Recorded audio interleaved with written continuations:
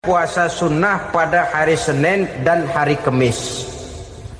Apa sumber hukumnya? Diriwayatkan oleh Imam Muslim dari Abi Qatadah, Rasulullah Shallallahu Alaihi Wasallam ditanya tentang puasa pada hari Senin. Kenapa Rasul melakukan itu? Beliau menjawab, "Zalika yaumu wulidtu fihi wa yaumu bu'istu au unzila alayya fihi."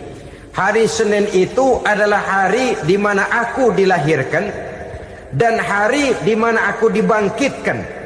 Wahyu pertama turun kepadaku pun pada hari itu. Maka sunnah melaksanakan puasa pada hari itu. Adapun hari Kamis, ada hadis yang diriwayatkan oleh Imam Turmuzi dari Abi Hurairah, Nabi bersabda, "Tu'radul a'malu yaumul isnaini wal khamisi fa uhibbu ay yu'rada amali wa ana sha'im." Disetor amal setiap manusia pada hari Senin dan pada hari Kamis. Maka aku ingin, kata Nabi, agar pada saat amalku disetor itu aku sedang puasa. Jadi malaikat itu menurut riwayat ini mencatat dan menyetorkan catatan amalan seseorang pada hari Senin, hari Kamis. Tiap hari Senin amalan kita disetor oleh malaikat. Catatan terakhir tentu yang sedang kita kerjakan, sehingga yang masuk daftar, saya tinggalkan orang ini, dia sedang puasa, karena naik catatan amalnya pada hari Senin. Kamis diangkat lagi, catatan paling akhir, saya tinggalkan orang ini, dia sedang puasa. Itu makna fa uhibbu ayyurada amali wa ana shaim. Aku senang kalau pada saat amalku disetor, catatan paling akhir aku lagi puasa. Satu keistimewaan. Alangkah celaka tiap amalan disetor kita sedang berbuat jahat. Senin, Kamis, teler, mabok, judi. Tiap amalan disetor, catatan akhirnya saya tinggalkan si fulan lagi teler. Laporan Senin. Kamis laporan lagi, saya tinggalkan si fulan lagi mirit kartu. Saudara hadirin yang saya muliakan, alangkah jeleknya catatan kita. Oleh karena itu sunnah puasa pada hari Senin dan hari Kamis. Ini amalan sunnah, saudara-saudara. Dan oleh karena ini amalan sunnah, sebagian ulama memberikan penjelasan, walaupun lupa niat, kalau sudah malam itu lupa niat, boleh niatnya sudah siang puasa sunnah ini, dengan catatan dari pagi belum makan apa-apa. Malam saudara lupa, tahu-tahu ingat ini hari Senin, ini hari Senin, dah jam 10, niatlah jam 10 itu, sah puasanya asal dari pagi belum makan apa-apa. Tapi kalau sudah dapat 2 piring baru niat, jam 10 itu lain, ngojek namanya.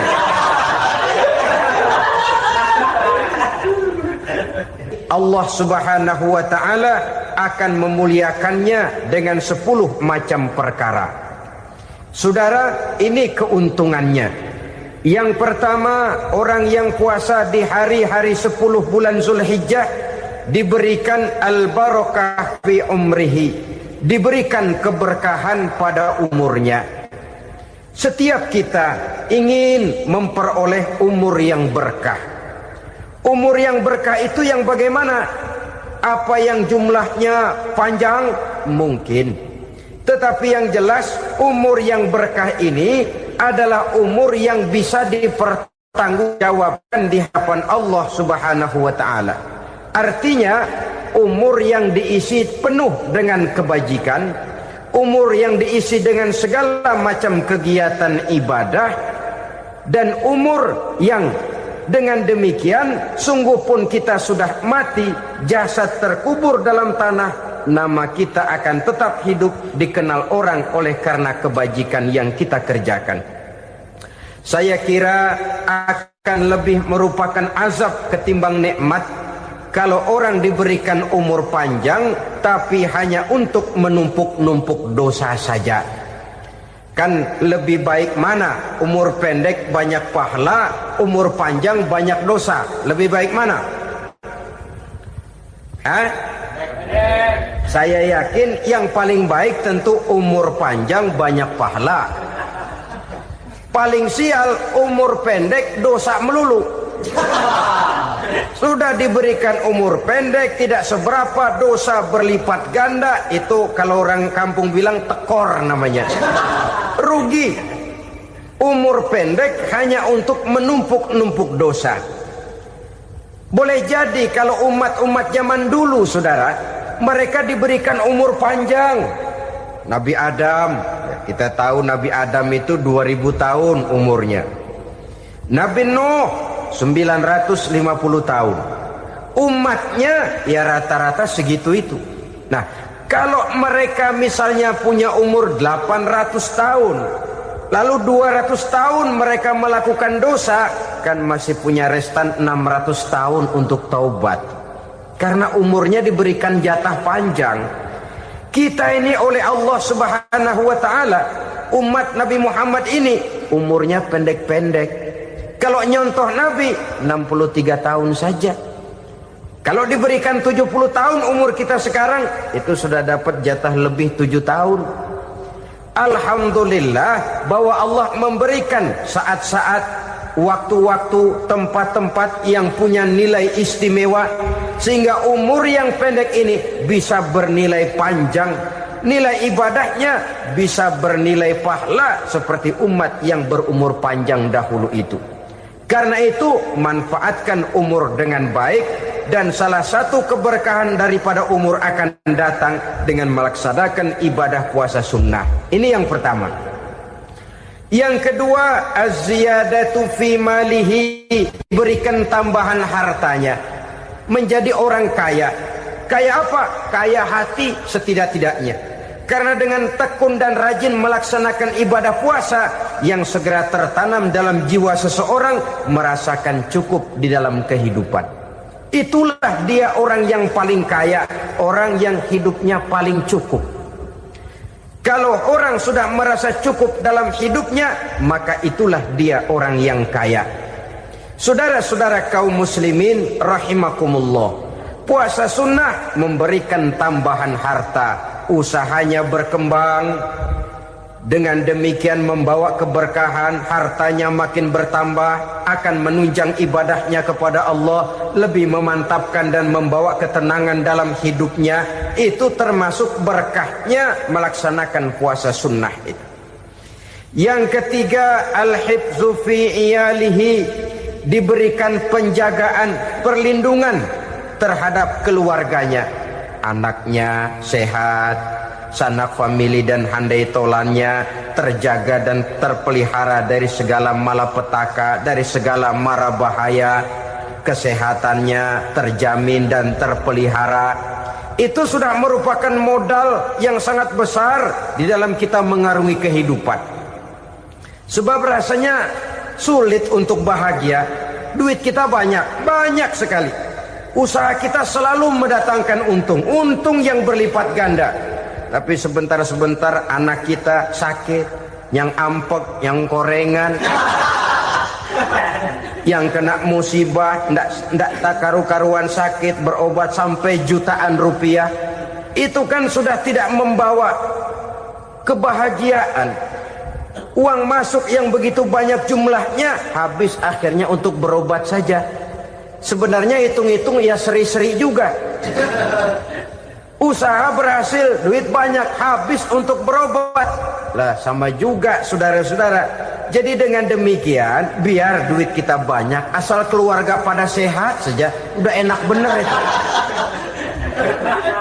Duit banyak, ekonomi cukup, keluarga sehat, nikmat rasanya menjalani kehidupan ini. Yang kiamat sudah duit kagak barang seperak, keluarga ampek semua. Kiamat sudah. Saudara hadirin yang saya hormati, jadi yang ketiga, Allah memberikan pemeliharaan terhadap keluarganya. Satu kali orang dipelihara Allah, tidak satu kekuatan pun yang bisa mencelakakan. Satu kali orang disengsarakan Allah, tidak satu tenaga pun yang mampu menyelamatkannya. Itulah sebabnya perlindungan Allah, pemeliharaan Allah terhadap diri dan keluarga sangat kita perlukan di dalam kehidupan ini. Dengan melaksanakan ibadah puasa, kita mendekatkan diri kepada Allah. Dengan dekat kepada Allah, maka Allah pun dekat kepada kita. Sehingga dalam hadis qudsi dikatakan, ta'arraf ilallahi firraha ya'rifka fi syiddah. Ingatlah kepada Allah di waktu kamu senang, agar Allah ingat kepada kamu di waktu kamu susah. Yang kita laksanakan kadang-kadang sebaliknya. Waktu susah kita ingat Allah, waktu senang kita lupa Allah.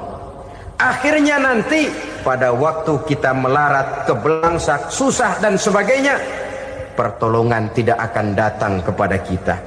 Benar, ta'arraf ilallah firraha ya'rifka fi syiddah.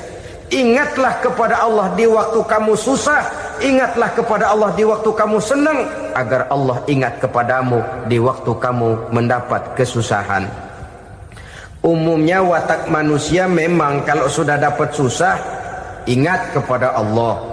Waktu duduk, waktu berbaring, sambil tidur, dalam segala keadaan Allah disebutnya, Allah dimintakan pertolongannya. Tapi dikala dia berada pada posisi di atas angin, merasa senang, bahagia, Allah terlupakan. Saudara-saudara kaum muslimin, itu yang ketiga. Yang keempat, at-takfiru li sayyiatihi. Orang yang melaksanakan puasa sunnah itu diampuni segala dosa dan kesalahan yang telah dilakukannya. Dan yang kelima, at-tad'ifu li hasanatihi, diberikan balasan yang berlipat ganda dari segala kebaikan yang dikerjakannya. 1 berbalas 7, 7 bisa berbalas 10, 10 masih berbalas 100, masih ditambah dengan wallahu yudha'ifu liman yasha. Allah melipat gandakan pahala orang-orang yang dikehendakinya. Maka carilah satu kebaikan yang apabila kita kerjakan, dosa akan dihapus dan nilai pahalanya menjadi berlipat ganda. 1 kali kita bekerja, 2-3 pulau bisa kita raih dan kita jangkau. Yang keenam, orang yang melaksanakan puasa sunnah di bulan Zulhijjah, at-tashil li sakarati mautihi, diberikan kemudahan pada saat menghadapi sakaratul maut. Maut a mysterious problem. Dia adalah pintu yang setiap orang pasti akan memasukinya. Bahwa mati adalah mati, itu semua kita tahu. Tapi hakikat orang pada saat menghadapi mati itu kan berbeda-beda. Ada yang matinya itu gampang sekali, persis orang tidur saja, tidak nampak gelisah, tidak bikin susah yang hidup, tidak gelimpangan di tempat tidur, persis seperti orang mau tidur saja.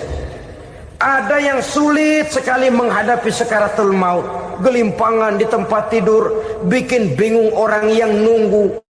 Kadang-kadang seperti kerbau digorok lehernya. Saudara-saudara, sulit menghadapi sakaratul maut. Oleh karena itu Rasulullah sallallahu alaihi wasallam sering beliau itu kalau berdoa membaca Allahumma hawwin alayya fi sakaratil maut. Ya Allah, mudahkan saya di dalam menghadapi sakaratul maut. Rasulullah saja, saudara, orang yang ibadahnya paling banyak, orang yang hatinya paling bersih, orang yang akhlaknya paling luhur, masih berdoa semacam ini. Mohon dimudahkan oleh Allah agar mudah menghadapi sakaratul maut. Apalagi kita, terus terang kita ini paling-paling kelas mukhtalid, bangsa sama pahala mau sama dosa doyan. Lebih perlu lagi menghadapi sakaratul maut, sehingga apabila malaikat maut datang menjemput nyawa kita, dimudahkan, jangan dibikin sulit, supaya mudah. Jadilah orang baik-baik.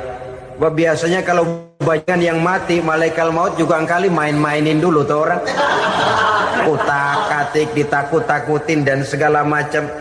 Saudara hadirin yang saya hormati, maka menghadapi sakaratul maut ini merupakan kunci. Apakah seseorang bisa husnul khatimah atau bisa su'ul khatimah? Salah satu jalan untuk memudahkan diri menghadapi sakaratul maut, melaksanakan puasa sunnah di bulan Zulhijjah ini.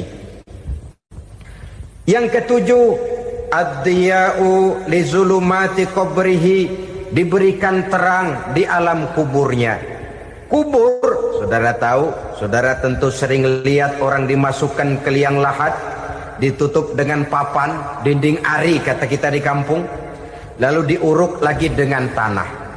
Dalamnya liang lahat, gelapnya liang lahat, gelapnya diuruk dengan tanah, gelapnya di dalam kubur, 3 gelap yang menjadi satu.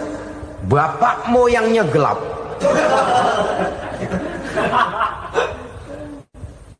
Puasa sunnah ini merupakan terang di alam kubur kita nanti. Yang kedelapan, at-tasqil limizanihi, diberikan keringanan pada timbangan di hari akhirat nanti. Bahwa setelah dibangkitkan dari kubur, setiap kita akan menghadapi perhitungan, akan ditimbang segala macam kebaikan dan segala macam kejahatan yang pernah kita lakukan di dalam kehidupan. Orang yang melaksanakan ibadah puasa sunnah, at-tasqilu limizanihi, diberikan keringanan timbangan hari akhiratnya nanti. Yang kesembilan, an-najah minal bala, diberikan keselamatan dari segala macam bencana. Dan yang ke-10, as-su'ud ala darajatihi, diberikan ketinggian, naik derajatnya, derajat di dunia, lebih-lebih lagi derajat di akhirat nanti. Ini keutamaan yang diberikan Allah Subhanahu wa ta'ala kepada mereka yang melaksanakan ibadah puasa 10 hari di bulan Zulhijjah menurut penjelasan sebagian dari para ulama kita. Jadi setelah puasa Muharram ada lagi puasa Zulhijjah. Kemudian puasa sunnah yang ketiga, puasa sunnah pada hari Senin dan hari Kamis. Apa sumber hukumnya? Diriwayatkan oleh Imam Muslim dari Abi Qatadah, Rasulullah sallallahu alaihi wasallam ditanya tentang puasa pada hari Senin. Kenapa Rasul melakukan itu? Beliau menjawab, zalika yaumu wulidtu fihi wa yaumu bu'istu au unzila alayya fihi. Hari Senin itu adalah hari di mana aku dilahirkan dan hari di mana aku dibangkitkan. Wahyu pertama turun kepadaku pun pada hari itu. Maka sunnah melaksanakan puasa pada hari itu.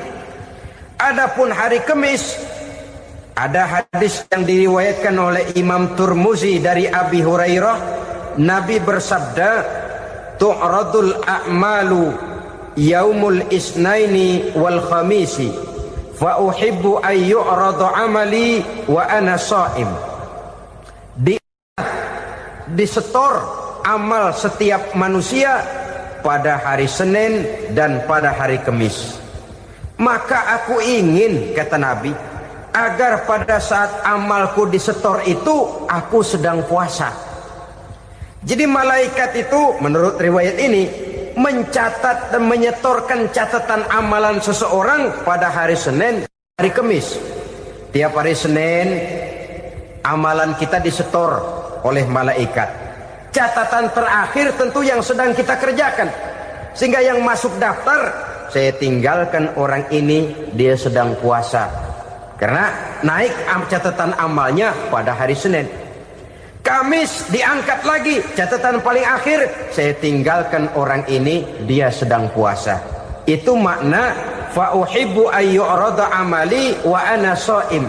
Aku senang kalau pada saat amalku disetor, catatan paling akhir aku lagi puasa. Satu keistimewaan. Alangkah celaka tiap amalan disetor kita sedang berbuat jahat. Senin, Kamis teler, mabok, judi. Tiap amalan disetor, catatan akhirnya saya tinggalkan si fulan lagi teler. Laporan Senin. Kemis laporan lagi, saya tinggalkan si fulan lagi mirit kartu. Saudara hadirin yang saya muliakan, alangkah jeleknya catatan kita. Oleh karena itu sunnah puasa pada hari Senin dan hari Kemis. Ini amalan sunnah, saudara-saudara. Dan oleh karena ini amalan sunnah, sebagian ulama memberikan penjelasan, walaupun lupa niat, kalau sudah malam itu lupa niat, boleh niatnya sudah siang puasa sunnah ini, dengan catatan dari pagi belum makan apa-apa. Malam saudara lupa, tahu-tahu ingat ini hari Senin, dah jam 10, niatlah jam 10 itu, sah puasanya asal dari pagi belum makan apa-apa.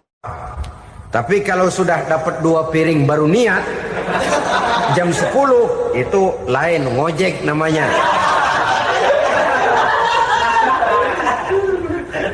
Jadi puasa sunnah yang ketiga, puasa pada hari Senin dan hari Kamis. Yang keempat, puasa jenis sunnah yang keempat, puasa 6 hari di bulan Syawal. Diriwayatkan oleh Imam Muslim dari Abi Ayyub bahwa Nabi bersabda, "Man shoma Ramadhana summa atba'ahu sittan min Syawal kana kasyamid dahri." Barang siapa yang berpuasa di bulan Ramadan kemudian diikutinya dengan 6 hari di bulan Syawal, maka dia seolah-olah seperti orang yang berpuasa 1 abad lamanya. Allahu Akbar. Demikian besar keuntungannya. 6 hari di bulan Syawal sama dengan orang yang berpuasa 1 abad lamanya. Ini fadailul a'mal, saudara-saudara. Jangan diartikan karena menang sudah puasa 6 hari bulan Syawal, Ramadan tahun depannya lantas nggak puasa. Kenapa? Ukurannya sudah 1 abad. Bukan itu pengertiannya. Ini mendorong orang memberikan ganjaran pahala yang sedemikian besar. 6 hari setelah Ramadan, artinya di bulan Syawal. Tidak pada hari pertama Syawal karena haram hukumnya berpuasa pada hari fitri itu. 6 hari di bulan Syawal. Tinggal lihat yang mampunya saja. Boleh berurutan, boleh tidak berselang-seling, boleh. Asal saja jumlahnya 6 hari selama masih bulan Syawal itu. Hari ini 3 hari lagi, 4 hari lagi, diselang-seling atau berurutan, itu juga lebih baik. Puasa sunnah 6 hari daripada bulan Syawal. Kemudian yang kelima, puasa sunnah 3 hari pada setiap bulan. 3 hari pada setiap bulan. Diriwayatkan oleh Imam Bukhari dan Muslim dari Abi Hurairah. Abi Hurairah bercerita, "Ausani khalili sallallahu alaihi wasallam bisalasin." Kekasih saya Rasulullah berwasiat kepada saya, memesankan benar-benar kepada saya untuk melaksanakan 3 amalan yang terpuji. Pertama, siyamu salasati ayyamin min kulli syahrin. Puasa 3 hari dalam setiap bulan. Ini wasiat yang pertama. 3 hari pada setiap bulan. Tidak peduli bulan apa saja. Dalam artian ya bulan menurut perhitungan Islam ya. Muharram, Safar, Rabiul Awal, Rabiul Tsani, Jumadal Ula, Jumadil Akhir, Rajab, Sya'ban, Ramadan, Syawal, Zulqa'dah, Zulhijjah dan selanjutnya. 3 hari pada setiap bulan. Tanggalnya tanggal berapa saja. Lebih utama pada yang disebut Yaumul Bid, yaitu hari-hari di mana bulan menunjukkan purnama. Tanggal 13, tanggal 14 dan tanggal 15 pada setiap bulannya itu disunahkan melaksanakan puasa. Itu wasiat pertama, puasa 3 hari pada setiap bulan. Wasiat yang kedua, waraqatai duha, melaksanakan sholat duha sekurang-kurangnya 2 rakaat Itu wasiat yang dipesankan benar kepada saya, kata Abi Hurairah. Pertama, puasa 3 hari pada setiap bulan. Yang kedua, usahakan jangan meninggalkan 2 rakaat minimal daripada sembahyang duha. Kita tahu sembahyang duha itu sembahyang sunnah di waktu pagi seketika matahari naik sepenggalahan. Sekurang-kurangnya 2 rakaat, sebanyak-banyaknya 8 rakaat. Di antara fadilah atau keutamaan daripada sholat duha ini yaitu menyangkut masalah rezeki dan usaha. Kemudian wasiat yang ketiga, wa an utira qabla an anama. Beliau sangat berwasiat kepada saya untuk sholat witir sebelum tidur. Artinya sholat malam sebagai amalan sunnah di dalam kehidupan kita. Jadi saudara-saudara, dalam hidup ini kita akan selalu berbentur dengan keperluan. Kalau pada satu saat kita sudah sampai kepada tahap berpikir ini keperluan saya, tentu hal-hal semacam ini akan kita kerjakan. Kita belum tergerak melaksanakan ini semua oleh karena barangkali kita merasa belum memerlukannya. Karena itu, marilah kita berusaha di samping melaksanakan puasa yang wajib, juga melaksanakan puasa yang sunnah di dalam kehidupan kita. Ini jenis puasa-puasa yang sunnah. Kemudian yang kedua, ada macam puasa yang disebut puasa nazar. Hukum pelaksanaannya wajib apabila nazarnya sudah terwujud. Puasa nazar, puasa yang dikaitkan dengan suatu persoalan. Umpamanya, kalau saya lulus ujian, saya akan puasa 1 minggu lamanya. Begitu ujiannya ternyata lulus, dia wajib bayar nazarnya. Puasa 7 hari, tidak lagi sunnah, tapi wajib karena dia nazarkan. Asal saja tidak sah nazar kepada yang makruh, apalagi kepada yang haram. Umpamanya nazar, kalau tembus 6 nomor mau puasa 3 hari. Itu nazar semacam itu bukan saja tidak sah, tapi haram hukumnya. Tidak boleh nazar kepada yang makruh, apalagi kepada yang haram. Jadi apabila maksud yang sudah kita niatkan tercapai, wajiblah nazar itu dibayar, yaitu kalau nazarnya sunnah, melaksanakan ibadah puasa.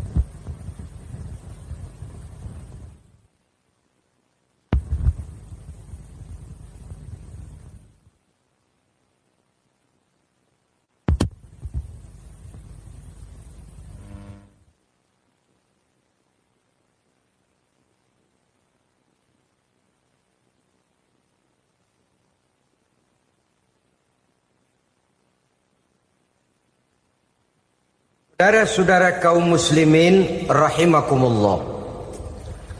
Jenis puasa yang ketiga kita kenal dengan puasa wajib. Dan ini kita laksanakan pada bulan suci Ramadan. Tentang teknis pelaksanaan ibadah puasa di bulan Ramadan sudah pernah saya bicarakan pada pertemuan tentang Ramadan dan Idul Fitri. Pada kesempatan ini saya hanya ingin mengajak bahwa di dalam melaksanakan ibadah puasa Ramadan ini, marilah kita mengadakan evaluasi. Kenapa demikian? Barangkali secara jujur, walaupun agak berat, saya masih harus berkata, masih banyak di antara kita umat Islam yang di dalam melaksanakan suatu ibadah terjebak dalam rutinitas ritual. Apa itu rutinitas ritual? Itu bahasa susah. Berhubung saya tidak ingin bicara yang susah-susah, kita bicara yang mudah-mudah saja. Maksud saya, banyak di antara kita umat Islam yang di dalam melaksanakan suatu ibadah itu hanya dengan prinsip asal sekadar gugur kewajiban saja. Akibatnya, sampai sejauh mana ibadah itu berhasil membentuk kepribadian diri kita, kita jarang mengadakan evaluasi dan penilaian. Solat yang penting gugur kewajiban.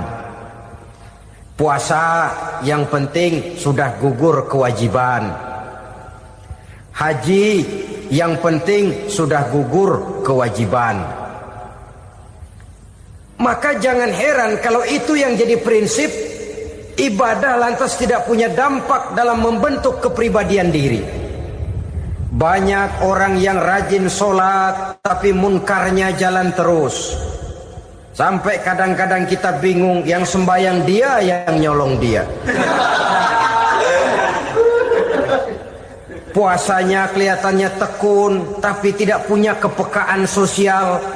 Sama yatim piatu bersifat masa bodoh, sama fakir miskin malah gemes. Tidak lantas tumbuh kepekaan sosial, walaupun dia sudah ikut merasakan tidak enaknya lapar dan haus. Ada juga yang sudah haji 4-5 kali mondar-mandir Jakarta Mekah, tapi gaya hidupnya tetap seperti katak di kolong tempurung, picik, sempit pandangan, dangkal hati, tidak terbuka walaupun sudah melihat Islam dalam skala internasional. Yang dia lihat, yang dia saksikan, yang dia pandang tidak sanggup menggugah dan mengubah jiwanya, tidak bisa mewarnai pandangan hidupnya. Inilah akibatnya kalau ibadah hanya dikerjakan dengan prinsip asal sekadar gugur kewajiban. Hasilnya yaitu tadi, hajinya cuma menang topi putih sama serban. Sholatnya cuma prinsip asal gugur kewajiban. Begitu juga puasanya, begitu juga zakatnya dan ibadah-ibadah lainnya. Bukan tanpa satu maksud. Jikalau Allah Subhanahu wa taala memerintahkan kita melaksanakan ibadah puasa di bulan suci Ramadan, bahkan maksud itu sangat pada penghujung ayat yang memerintahkan kita puasa. Ya ayyuhalladzina amanu kutiba alaikumus syiyam kama kutiba alal ladzina min qablikum la'allakum tattaqun. Orang yang beriman diwajibkan atas kamu berpuasa, telah diwajibkan juga kepada orang-orang yang sebelum kamu, la'allakum tattaqun, agar kamu dengan puasa itu menjadi manusia yang bertakwa kepada Allah Subhanahu wa taala. Dengan kata lain, berhasil atau tidak puasa Ramadan kita ini akan nampak takwa kita meningkat atau tidak setelah kita melaksanakan ibadah puasa. Sehingga kalau orang mengatakan Ramadan itu merupakan month of training, bulan latihan, keluar latihan tentu harus semakin naik dan baik gaya kehidupan kita. Jadi tujuan utama daripada pelaksanaan ibadah puasa adalah untuk membentuk manusia yang bertakwa.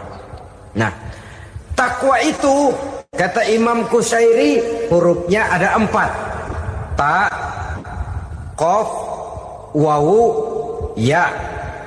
Masing-masing huruf ini simbol dari pribadi orang yang bertakwa, bina dan dibentuk oleh pelaksanaan puasanya. Mari kita lihat. Huruf ta adalah lambang dari sifat tawadhu, rendah hati. Orang yang bertakwa, orang yang tidak mempunyai sifat sombong. Puasa menanamkan kita kesadaran terhadap kelemahan, terhadap keterbatasan, terhadap segala ketidakmampuan yang kita miliki. Ya Allah, Baru sehari nggak kena makan, nggak kena minum, sudah begini lemesnya. Puasa memang, kalau pagi orang masih sehat, masih terdorong oleh sahur. Siang masih lumayan, tapi zuhur ke atas biasanya mulai sikap lemah manusiawi, keterbatasan kekuatan biologis itu mulai nampak. Dari sini tanam satu kesadaran. Kalau begitu apa yang mau disembuhkan di hadapan Allah? Kaya, siapa sih orang paling kaya? Ilmu, siapa sih orang paling pintar? Pangkat, siapa sih orang paling tinggi jabatannya? Dari sifat semacam ini lahir introspeksi. Rasa mawas diri, timbul sifat tawaduknya, rendah hatinya, tidak melonjak menjadi angku dan sombong lantaran sedikit kemampuan dan kekuatan yang dimilikinya. Lalu untuk sikap yang lebih jauh, terwujudlah, terbentuklah apa yang dinamakan stabilitas temperatur batin. Orang tetap konstan menjaga nilai-nilai idealisme yang pernah dimilikinya. Dia mulai dengan adil, dia berjalan tetap dengan keadilan, dan dia berakhir juga tetap dalam keadilan. Jangan mulainya adil, tengahnya setengah adil, di akhirnya malah zolim sama sekali. Ini tidak punya stabilitas temperatur batin. Kan banyak orang begitu toh. Mulanya benar, belakangan mau benar sendiri. Mulanya sudah rela berkorban buat kepentingan orang banyak, belakangan malah selalu mengorbankan kepentingan orang banyak. Waktu di bawah rajin baca ayat kursi, dapat kursi lupa ayat. Stabilitas temperatur batin, tertipu oleh perasaan seolah-olah situasi dan kondisi sudah serba memungkinkan, sudah serba menguntungkan. Orang yang dibentuk pribadinya oleh pelaksanaan ibadah puasa, dia sadar apapun keberhasilannya, apapun kedudukannya, apapun nilai kekayaannya, itu cuma sebagian kecil sekali dari apa yang ada pada zat Allah Subhanahu wa ta'ala. Hati tidak takabur, sesuai dengan namanya takabur dari kalimat takabbaro ya takabbaru, membesar-besarkan diri. Orang yang suka membesar-besarkan diri, orang yang tidak yakin bahwa dirinya orang besar, lalu dibesar-besarkan dirinya. Sebenarnya itu sudah satu sikap di mana dia tidak percaya kepada diri sendiri. Dirinya sebenarnya bukan apa-apa, cuma ingin dianggap besar, lalu dibesar-besarkan. Takabbur namanya. Puasa sekali lagi melatih kita menanamkan kesadaran akan kelemahan dan keterbatasan kita sebagai makhluk. Itu sikap tawadu.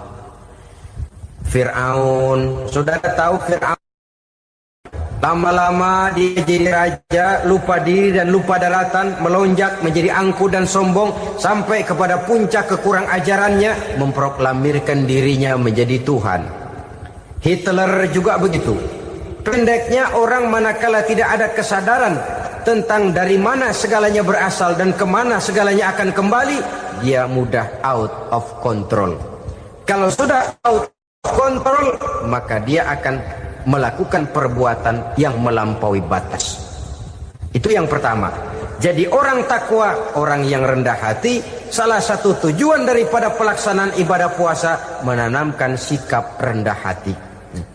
Dari sikap rendah hati ini yang timbul lalu apa? Kepekaan sosial. Kalau saya puasa, saya sudah merasakan bagaimana tidak enaknya lapar. Saya sudah merasakan bagaimana tidak enaknya haus. Tapi bagaimanapun, saya lapar cuma sebentar, saya haus cuma sebentar. Selesai maghrib, lapar saya hilang, haus saya hilang. Bagaimana yatim piatu, orang-orang tua jompo yang perlu santunan, orang-orang miskin yang terkapar di kolong-kolong jembatan, yang tiap hari merasakan perasaan seperti ini tanpa tahu kapan hidup dan nasibnya akan berubah. Tidur beratapkan langit, berselimut koran. Kalau demikian, saya ini beruntung. Kalau demikian, apa yang bisa saya lakukan untuk mereka? Kepekaan sosial ini lalu timbul dalam apa yang orang sekarang namakan solidaritas, kesetiakawanan sosial. Hidup tidak hanya untuk kepentingan diri dan perutnya sendiri saja, tapi mau menolong, mau membantu orang yang memang memerlukan bantuan dan pertolongan itu sendiri. Jangan setelah tahu lapar tidak enak, haus tidak enak, tapi kita tidak mau tenggang rasa, tidak mau timbang rasa. Begini loh tidak enaknya lapar, begini loh tidak enaknya haus. Ini terjadi pada diri saya. Saya masih mampu, masih berbuka puasa. Bagaimana yang tiap hari merasakan seperti ini? Tidak Ramadan, tidak Syawal, tidak Zulqa'dah, tidak Zulhijjah, selalu kelaparan dan kehausan. Dari sana timbul kepekaan sosial. Lalu lahirlah sikap pemurah, dermawan, mau menoleh ke kiri dan ke kanan. Bahkan Al-Quran itu sampai mengancam betul. Ara'aita allazi yukadzibu bid-din fadzalika allazi yad'u al-yatim wa la mendustakan agama. Islam mendustakan Islam. Salat dia tapi mendustakan salat. Puasa dia tapi mendustakan puasa. Siapa mereka itu? Fadzalika allazi yad'u al-yatim. Merekalah orang-orang yang meninggalkan anak-anak yatim. Wa la yahuddu ala ta'amil miskin, dan tidak pernah memberi pertolongan, tidak memerintahkan memberi makan kepada fakir miskin, walaupun dia berada pada posisi dan kondisi yang memang dia mampu. Nah, kalau dia tidak mampu itu lain soal. Dia mampu, dia tahu dan dia diam saja. Itu termasuk yukadzibu biddin. Orang-orang yang mendustakan agama. Berlindung kita kepada Allah, jangan sampai termasuk ke dalam kelompok itu. Yang kedua saudara, huruf takwa itu qaf. Qaf adalah lambang dari sifat qanaah. Qanaah artinya merasa cukup. Puasa melatih kita untuk bersikap cukup dalam hidup. Kalau kita perturutkan menjelang saat berbuka, menunggu waktu berbuka, istilah orang di Jawa Barat ngabuburit katanya. Kita menunggu saat berbuka, segalanya saja ingin kita beli, segalanya saja ingin kita minum, semuanya saja ingin kita makan. Sebab nafsu sudah begitu berupa. Perut sudah sedemikian lapar, kerongkong sudah sedemikian haus. Rasanya semuanya saja ingin kita telan. Tapi tahukah kita bahwa setelah maghrib berbunyi, berapa banyak yang kita makan, berapa banyak yang kita minum? Sesuaikah dengan keinginan kita tadi siang? Tadi siang semuanya ingin kita makan, tadi siang semuanya ingin kita minum. Setelah berbuka, berapa banyak yang kita makan, berapa banyak yang kita minum? Itulah kehidupan. Segalanya ingin kita kuasai, segalanya ingin kita punyai, tapi berapa sih yang benar-benar kita perlukan? Maka orang kaya adalah orang yang hidupnya cukup. Orang miskin hakikat yang selalu merasa kurang. Bagaimanapun besar rumah, banyak uang kita, berpuluh kendaraan kita, kalau hidup selalu merasa kurang, itu artinya kita masih miskin. Maka jikalau ingin menjadi orang kaya, kuncinya hakikatnya cuma satu, hati kita merasa cukup dengan yang diberikan Allah, bersyukur atas segala nikmatnya, dan dengan syukur itu nikmat itu akan ditambah oleh Allah Subhanahu wa ta'ala. Puasa menimbulkan sifat qanaah, dan qanaah adalah watak daripada orang-orang yang bertakwa kepada Allah Subhanahu wa ta'ala. Seperti orang minum air laut, makin diminum makin haus, makin diminum makin kering tenggorokan. Begitulah orang berhadapan dengan materi. Tadinya dia akan senang kalau dia merasa punya tanah ratusan hektar. Sudah ratusan hektar tidak cukup, ngelamun lagi, alangkah nikmatnya kalau bisa beli gunung. Gunung dibeli. Sudah punya gunung, lihat laut. Aduh, kalau laut juga bisa dibeli, beli lagi laut. Sudah punya laut, lihat ke atas langit, ada yang jual apa enggak ya?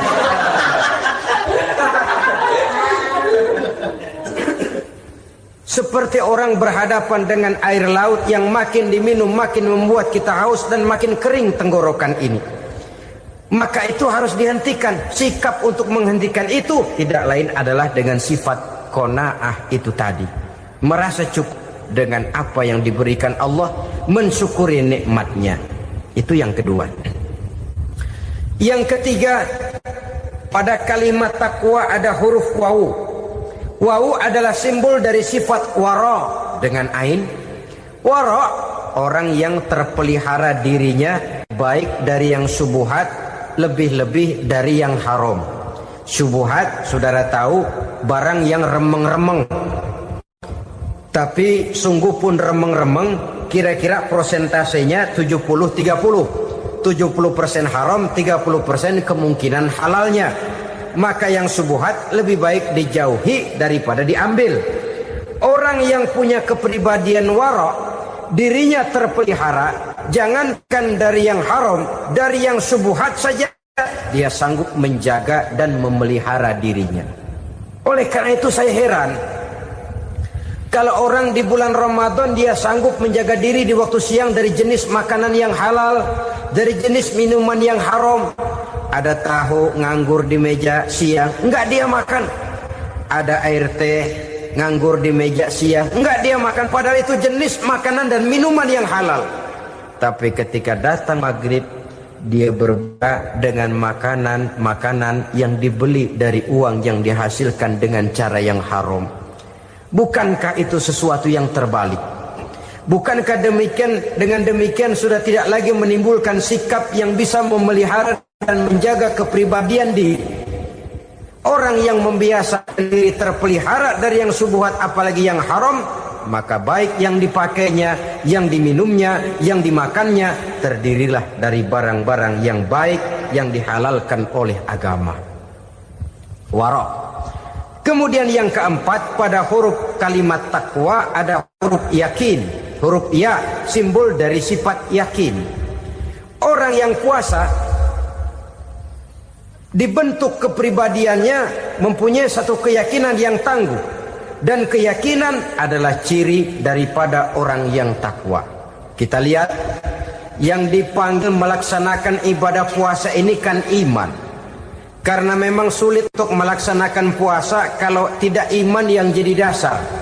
Setidaknya seperti sudah pernah saya sampaikan, ibadah puasa ini memang sulit terkena penyakit show.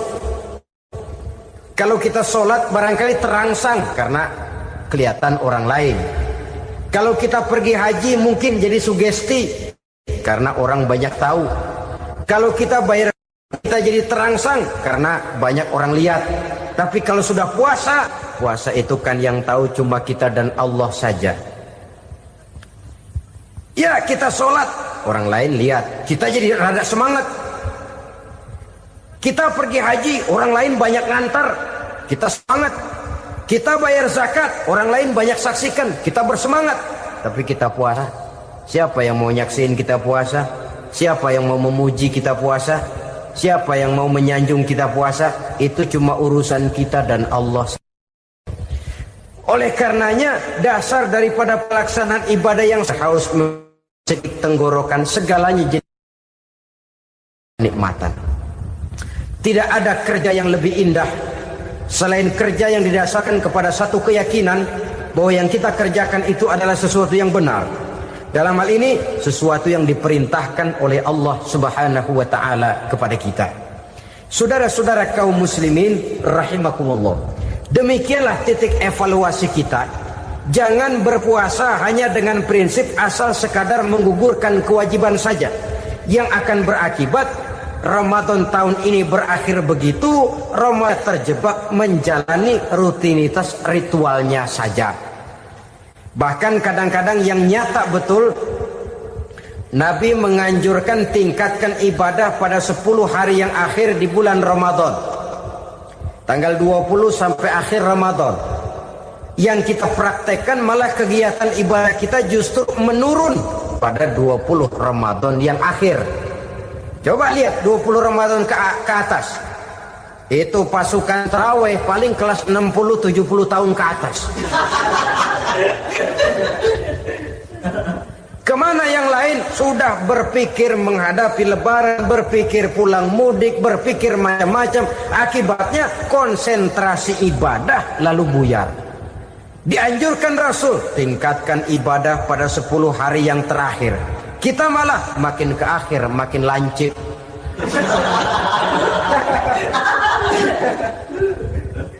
Saudara-saudara kaum muslimin rahimakumullah. Kita terjebak oleh sesuatu yang sementara, oleh sesuatu yang bersifat kulit, lalu meninggalkan isinya. Padahal jikalau kita tidak mengisi Ramadan dengan kegiatan ibadah, berarti kita tidak keluar dari Ramadan dengan jiwa yang baru, yang sudah ditempa oleh pengalaman ibadah di bulan Ramadan. Artinya kita tidak kembali kepada fitrah, kesucian seperti saat kita dilahirkan. Lalu kalau kita tidak kembali kepada fitrah, apa yang mau kita rayakan pada Idul Fitri itu? Di mana letak kegembiraan kita? Di mana letak kebahagiaan hati? Kembalikah kita kepada fitrah? Tidak. Benarkah puasa yang kita kerjakan? Kelihatannya juga tidak. Adakah dampak dari pelaksanaan ibadah dalam pribadi kita? Tidak. Kadang-kadang Ramadan selesai malah teriak merdeka.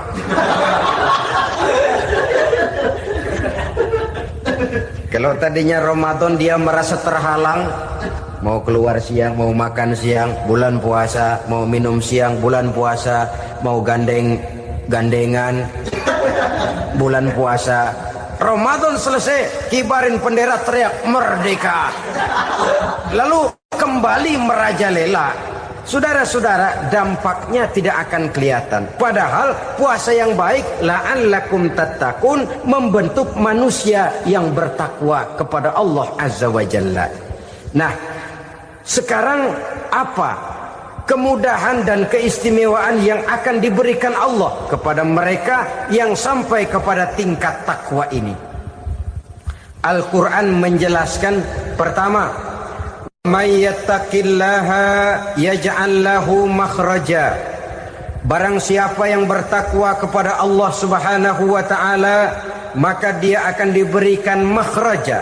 Makhraja itu jalan keluar dari segala macam kesulitan.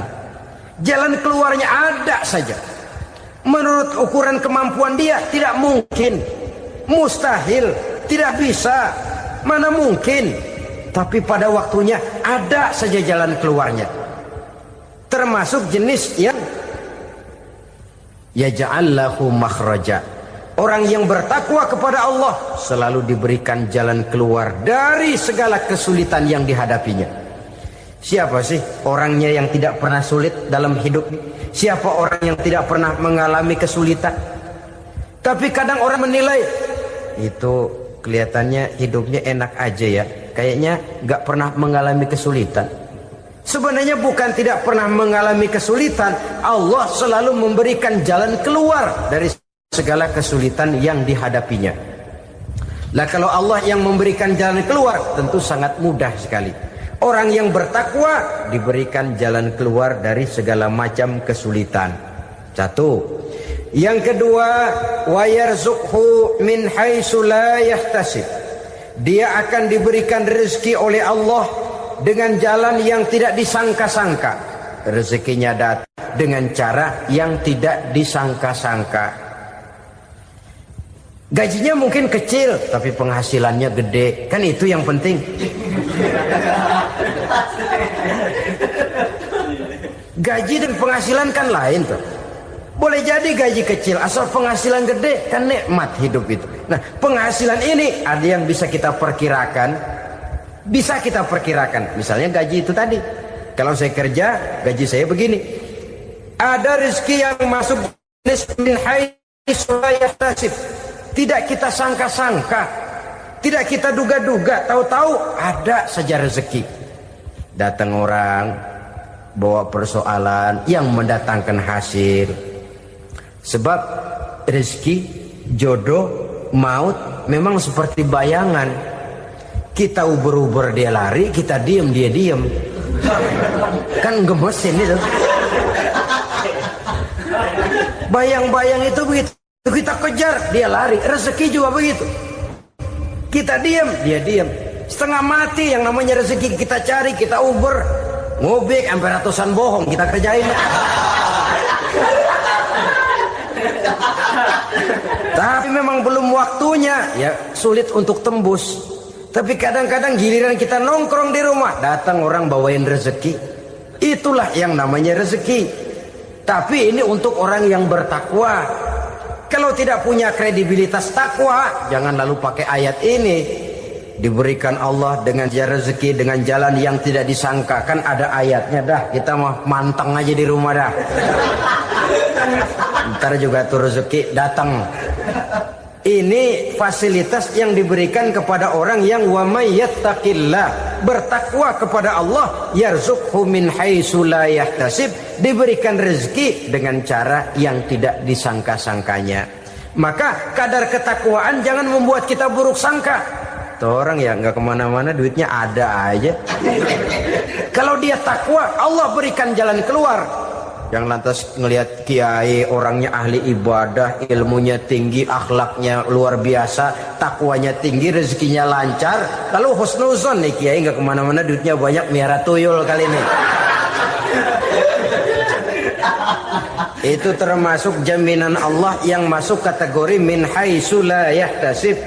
Yang ketiga, yaj'al lahu min amrihi yusra, dimudahkan segala urusannya. Dimudahkan segala urusannya. Kemudian yang keempat, yukaffir anhu sayyiatihi wa yu'azzim lahu ajra, diampuni segala kesalahannya dan dibesarkan pahala kebaikan yang dikerjakannya. Maka mudah-mudahan puasa yang kita kerjakan mengantarkan kita kepada ketakwaan kepada Allah, dan takwa membuka janji Allah kepada kita di dalam kehidupan ini. Inilah saja yang kita bicarakan pada pertemuan ini. Mudah-mudahan ada manfaatnya. Terima kasih atas segala perhatian. Mohon maaf atas segala kekurangan. Usikum wa nafsi bitaqwallah. Wassalamualaikum warahmatullahi wabarakatuh. Bapak-bapak, ibu-ibu, saudara-saudara kaum muslimin rahimakumullah. Dunia ini penuh dengan berbagai macam kesibukan. Sejak dari petani yang turun ke ladang, pedagang yang berangkat ke pasar, pelajar yang menuju sekolah, sampai kepada pegawai yang berangkat ke kantor, seluruhnya tidak lain untuk mencari sesuatu yang bernama bahagia. Setiap orang menginginkan kebahagiaan, dan tidak seorang pun menginginkan kesengsaraan dalam kehidupan ini. Namun nyatanya tidak setiap orang yang ingin bahagia mengetahui jalan yang harus ditempuhnya untuk sampai kepada kebahagiaan itu. Maka pada kesempatan pertemuan kali ini, saya ingin menyampaikan sebuah hadis dari junjungan kita baginda Nabi besar Muhammad sallallahu alaihi wasallam yang termuat dalam kitab Mukhtarul Ahadits An-Nabawiyah, di mana beliau bersabda, arba'un min sa'adatil mar'i, ada 4 perkara yang merupakan tanda dari orang bahagia. Saya mau tanya, di antara saudara-saudara yang hadir di sini, apa ada yang kepengen jadi orang sengsara? Ya. Seluruhnya tentu ingin mendapatkan kebahagiaan. Maka menurut resep dari Nabi kita, tanda orang bahagia itu 4. Jadi kalau saudara ingin bahagia, harus mempunyai 4 perkara ini. Yang pertama, orang bahagia itu kata Nabi, darun wasi'un, punya rumah biar bagus asal gede. Enak ngaturnya, daripada sudah punya rumah kecil, adanya di pinggir kali, gubuk, kalau hujan bocor, miring lagi, kiamat. Loh, kalau gitu Islam materialis dong. Hadis ini boleh diartikan dengan makna hakiki, arti yang sebenarnya. Boleh diartikan dengan makna majazi, arti kiasan. Kalau dia diartikan dengan arti kias, maka yang dimaksud darun wasi'un ay qalbun wasi'un, rumah yang luas tidak lain daripada hati yang lapang. Karena di situ kunci kebahagiaan yang sebenarnya. Walaupun kita cuma tinggal di petak berukuran 2 kali 3 meter, kalau hati kita luas rasanya rumah itu. Tapi biar rumah kita halamannya saja puluhan ribu hektar, ada kolam renangnya, kamar tidurnya tidak lagi terhitung. Kalau hati yang menempati rumah itu sempit, maka akan terasa sempit jugalah rumah itu. Tempat bergantungnya tidak lain adalah hati. Marilah kita mencoba melihat berbagai pandangan orang tentang bahagia ini. Ada orang menyangka bahwa bahagia itu kalau dia mendapatkan harta yang sebanyak-banyaknya. Siapa yang banyak harta, dialah raja. Apa yang dia mau, seluruhnya bisa dibeli. Keamanannya, dia bisa menyewa petugas. Seluruh fasilitas untuk menyenangkan kehidupannya bisa dibeli. Pendeknya, hartalah segala-galanya dalam kehidupan. Sampai ada pepatah mengatakan, innad darahima fil amakini kulliha taksur rijala mahabatan wa jalala. Sesungguhnya harta, dinar, dirham, uang di mana-mana selalu bikin hebat orang yang memilikinya. Coba lihat, orang yang punya duit sama yang enggak punya duit, jangan gaya hidupnya, gaya jalannya aja lain. Wahia lisanun liman arada fasahatan, wahia silahun liman arada qitala. Uang adalah senjata yang paling ampuh bagi orang yang mau pergi perang, dan lidah yang paling fasih bagi orang yang mau bicara. Kalau bicara dengan lidah macet, cobalah bicara dengan harta, lancar. Sampai ada pepatah demikian, segalanya bisa diatur dengan harta. Maka di kalangan orang yang berpandangan semacam itu, seluruh kegiatan hidupnya hanya terfokus kepada bagaimana mengumpulkan harta yang sebanyak-banyaknya. Tidak peduli halal haram, tidak kenal sore pagi siang dan malam, tidak sempat sujud, jauh dari agama, jauh dari kehidupan yang bersifat ruhaniyah, jauh dari Allah dan sebagainya. Sampai dalam Al-Quran dikelompokkan dalam kelompok yang dinamakan lumazah. Allazi jama'a malahu wa'addadah yahsabu anna malahu akhladah. Mereka mengumpulkan harta sebanyak-banyaknya dan menyangka bahwa harta yang banyak itu dapat mengekalkan hidupnya, mengekalkan kekayaannya, mengekalkan kebahagiaannya. Saudara hadirin yang berbahagia, kalau pandangan hidup ini benar, artinya kalau harta memang merupakan satu-satunya hal yang dapat membuat orang bahagia, tentu di rumah mewah tidak akan pernah ada tangis derita. Tentu di satu tempat di mana fasilitas hidup serba menunjang tidak ada yang namanya penderitaan. Tapi suka dan duka, sedih dan gembira, senyum dan tawa adalah milik setiap orang, baik dia punya harta maupun dia tidak punya harta. Nyatalah bahwa harta semata-mata bukan merupakan jaminan bahwa orang akan bahagia. Walaupun tanpa harta orang sulit untuk bahagia. Saya mau cerita, ada orang super kaya, namanya Aristotle Onesimus, raja tanker Yunani. Dia punya kapal tanker saja konon sampai 11 banyaknya. Punya perusahaan penerbangan yang disebut Olympic Airlines. Punya hotel di berbagai kota besar di dunia ini, sejak dari New York, London, Paris, Rome dan sebagainya. Bahkan punya pulau yang dia namakan Pulau Scorpio. Ini kan namanya sudah kaya nggak tanggung-tanggung, punya pulau. Nah, dia punya 2 orang anak, yang satu laki-laki namanya Alexander, yang satu perempuan namanya Maria Onesimus. Seluruh harapannya tertumpah kepada anak lakinya Alexander ini, yang akan meneruskan usahanya, meneruskan kekayaannya, meneruskan dinastinya. Apa yang terjadi? Ternyata anak yang dia harapkan yang bernama Alexander ini mati muda dalam kecelakaan pada waktu dia olahraga. Apa olahraganya? Namanya olahraga anak orang kaya, golongan jet set. Olahraganya olahraga pesawat terbang. Jatuh, ya nggak kapungut, habis mati. Tinggal satu anak perempuannya, Maria Onassis. Tapi anak perempuan ini juga malah urakan. Terakhir dia pacaran, bahkan kemudian kawin sama orang Rusia. Rupanya Aristotle Onassis ini broken. Kekayaannya yang berlimpah ruah, perusahaannya yang begitu banyak, siapa yang akan meneruskan? Siapa yang akan menggantikan? Sampai kemudian dia mengurung diri di Pulau Scorpio dan mati di sana secara mengenaskan. Seorang multijutawan, seorang yang super kaya, mati menyendiri di pulau sepi. Ibarat kata pepatah, anak ayam mati di lumbung.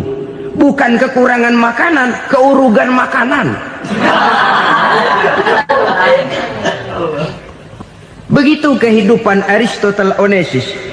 Dan banyak orang-orang yang sudah demikian kaya sampai dibingungkan oleh kekayaannya sendiri. Telusurilah kehidupan David Rockefeller misalnya, Henry Ford misalnya, Adnan Khashoggi misalnya. Multi jutawan yang kadang-kadang dibuat keder oleh kekayaannya sendiri. Pantas ketika Imam Ali ditawarkan orang, "Ya Ali, kalau kepadamu disuruh pilih ilmu atau harta, kau pilih mana?" Ya jelas pilih ilmu dong. Kenapa? Pertama, ilmu kalau kita berikan kepada orang lain tambah. Tapi harta kalau kita berikan kepada orang lain kurang. Saudara punya uang 10.000, dibagi orang 5.000, jelas uang saudara berkurang. Tapi saudara punya ilmu diberikan kepada orang lain bisa, saudara pun makin mantep. Tidak lantas jadi bodoh karena ngajarin orang. Saudara bisa Fatihah lalu mengajarkan orang Fatihah. Orang bisa, saudara pun makin hafal. Tidak lantas setelah diajarin orang ilmunya hilang. Begitu datang dia minta orang, "Tolong ajarin saya Fatihah." Udah habis, nggak ada.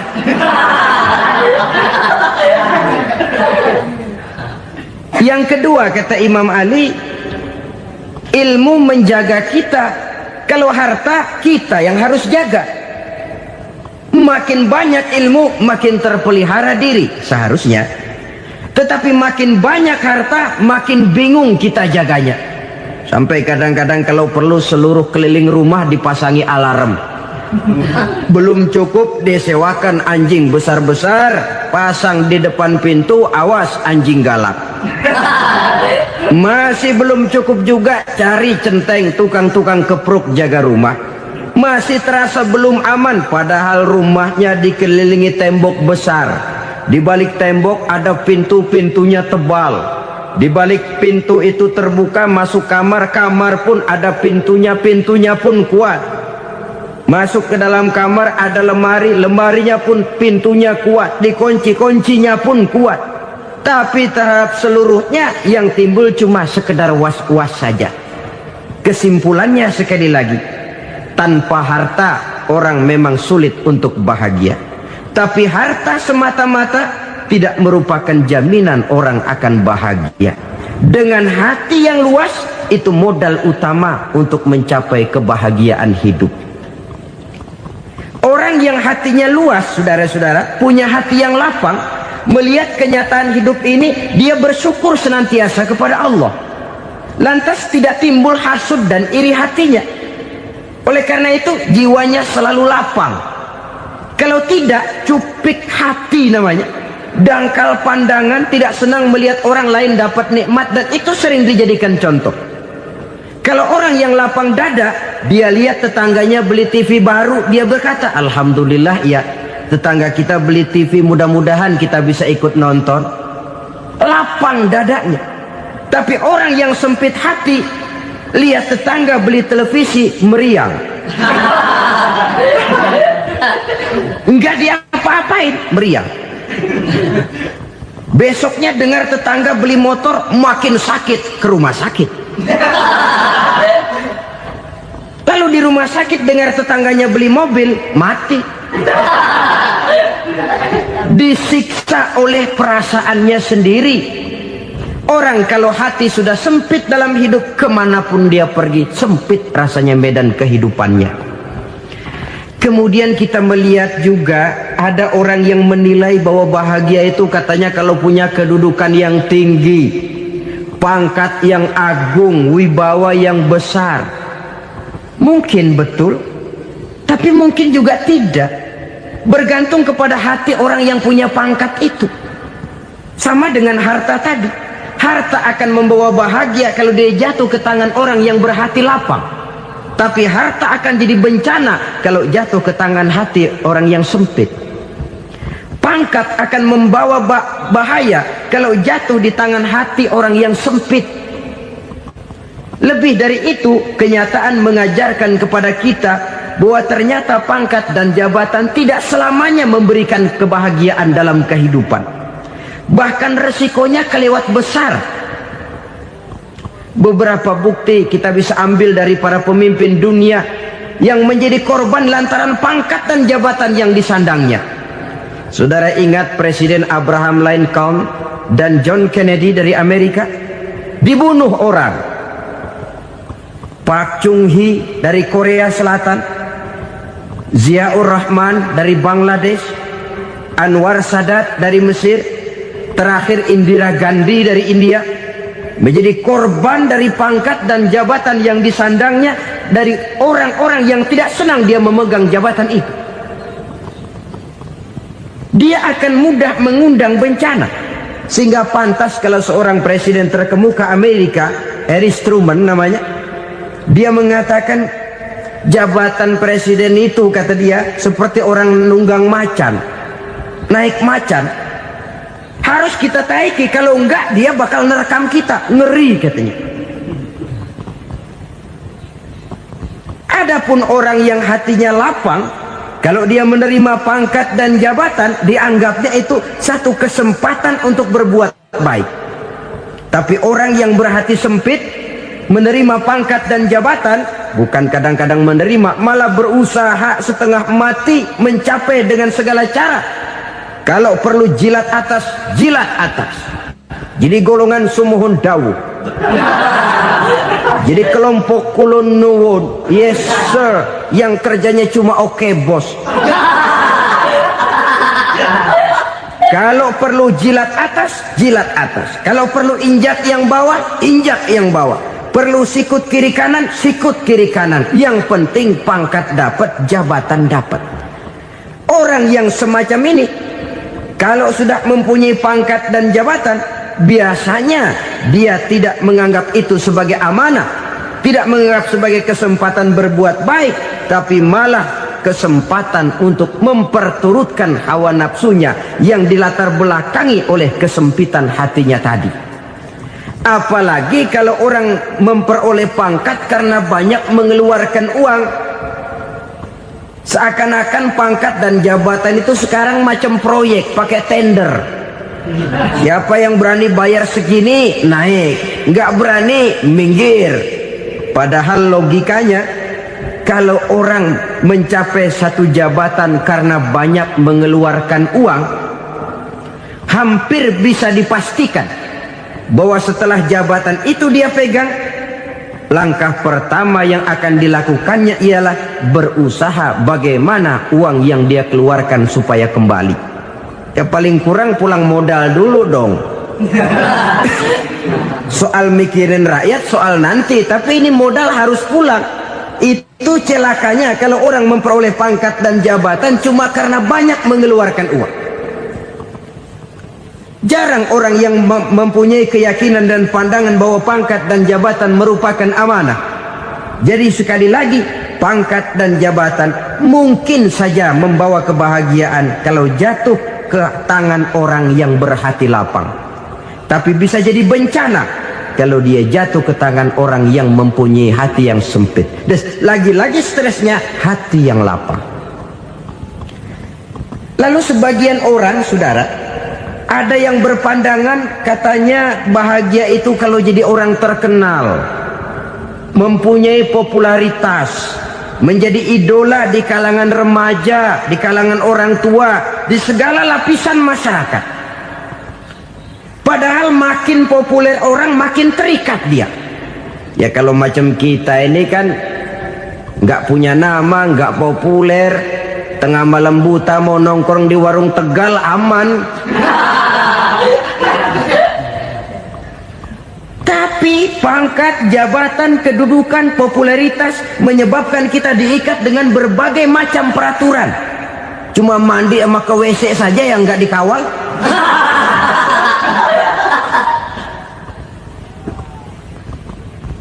Benarkah popularitas, ketenaran membawa kebahagiaan? Mungkin ya, tapi mungkin juga tidak. Kenapa? Banyak orang-orang populer yang mengakhiri hidupnya secara tragis. Kita ambil beberapa nama. Di Amerika tahun 60-an ada bintang seksi paling terkenal yang dijuluki seks bom, bom seks. Sampai sekarang jadi legenda, namanya Marilyn Monroe. Singkatan doublenya itu inisialnya MM, Marilyn Monroe. Terkenal, top, sampai dia mati tahun 62. Namanya sekarang masih saja dibicarakan orang. Kenapa dia bunuh diri? Tidak punya hartakah dia? Banyak. Kurang populerkah dia? Seluruh dunia mengenalnya. Sejak rakyat kecil sampai pejabat tinggi dia punya hubungan. Kenapa? Jenuh. Dia terlahir dalam keadaan yatim. Setelah itu tidak lama dia berangkat remaja, ibunya meninggal. Pindah dari wanita asuh ke wanita asuh sampai 12 orang ibu angkatnya. Dan kekecewaan yang paling parah, setiap laki-laki yang dekat dengannya hanya seperti kapal berlabuh. Datang dan pergi silih berganti, padahal dia merindukan seseorang yang bisa melindungi hidupnya. Dia rindukan itu dan dia tidak pernah menemukan. Itu yang akhirnya menyebabkan dia minum pil tidur kelewat dosis, minum obat tidur kebanyakan, ya tidur terus sampai sekarang.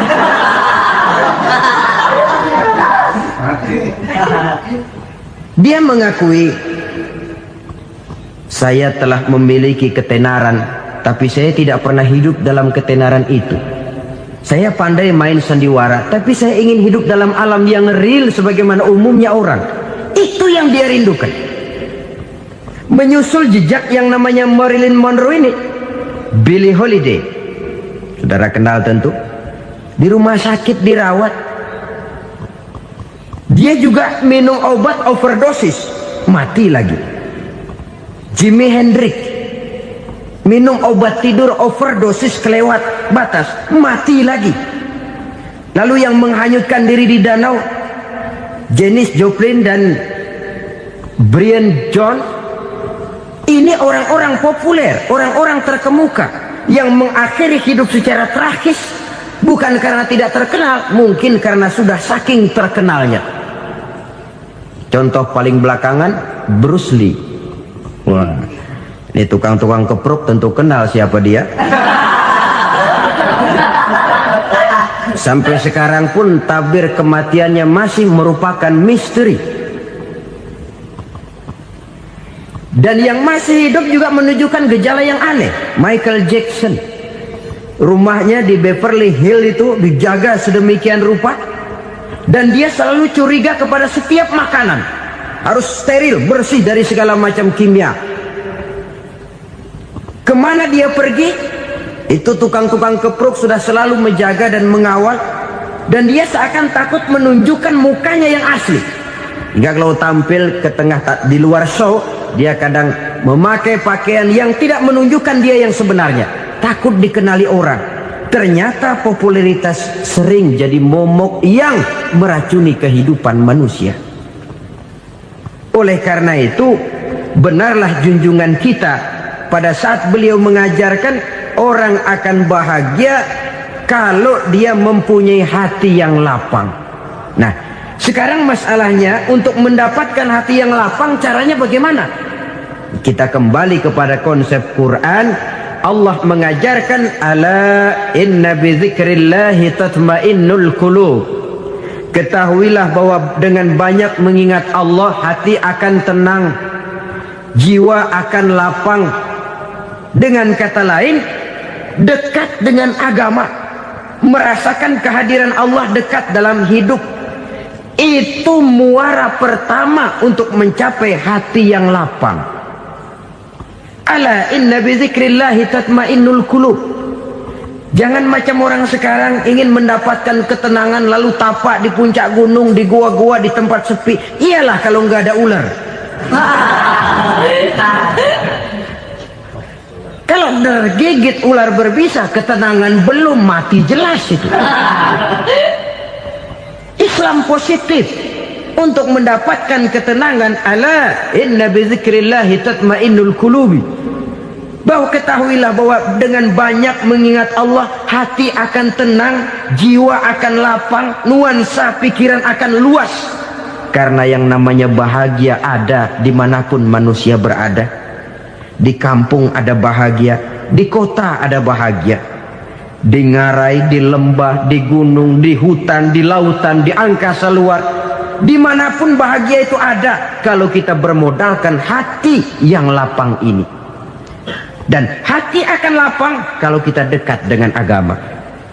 Dekat dengan harta buat sementara hati mungkin tenang, tapi ketenangan yang relatif dan temporer. Apalagi orang tiap kali tambah harta, tiap kali tambah rencana. Itu wajar. Mungkin sebelumnya saudara berpikir, kalau punya duit 5.000 enak nih. Begitu punya duit 5.000, aduh sayang kalau 10.000 aja. Tiap kali tambah harta, tiap kali lain rencana. Makin banyak rencana, makin menjauhkan kita dari yang namanya ketenangan. Padahal ketenangan merupakan unsur utama untuk mencapai bahagia. Dan ketenangan itu bermuara dalam hati manusia. Tengoklah kehidupan ini. Orang yang banyak harta dengan orang miskin, berbedakah rasa sakit yang mereka tanggungkan? Rasanya tidak. Walaupun si kaya tidur di kasur empuk berselimutkan sutra mahal, sementara si miskin meringkuk di balai bambu yang keras dan kasar. Apabila maut datang, dia juga tidak pernah pilih bulu. Maut datang menjemput si kaya di singgasana keemasannya, dikelilingi oleh para pengasuh, dayang dan idang serta para pengawal. Dan maut pun datang menjemput si miskin papa, sehingga ia tergelepar di tepian jalan. Kedua-duanya bernama mati. Kalau nyata bahwa sakit yang ditanggung si kaya tidak beda dengan sakit yang ditanggung si miskin, bukan harta semata yang membuat orang bahagia. Hati yang tenang, jiwa yang lapang penuh kedamaian. Karena banyak berzikir dan mengingat Allah, itu merupakan modal utama untuk mencapai sesuatu yang bernama bahagia.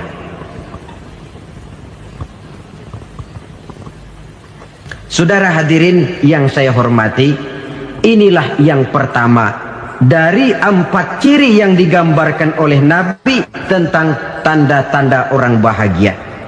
Dan harus berangkat dari yang pertama ini, hati yang lapang. Ini yang harus kita miliki lebih dahulu. Baru nanti akan menyusul kepada poin yang ketiga, kedua, dan selanjutnya. Sebab kalau hati sudah terisi dengan jiwa yang lapang, seluruh persoalan insya Allah akan bisa kita atasi dengan sebagaimana mestinya. Yang kedua sekarang, tanda orang bahagia menurut baginda Nabi, markabun syariah. Orang bahagia itu, kata beliau, punya kendaraan biar cepat asal lancar. Artinya kemana dia mau pergi mudah.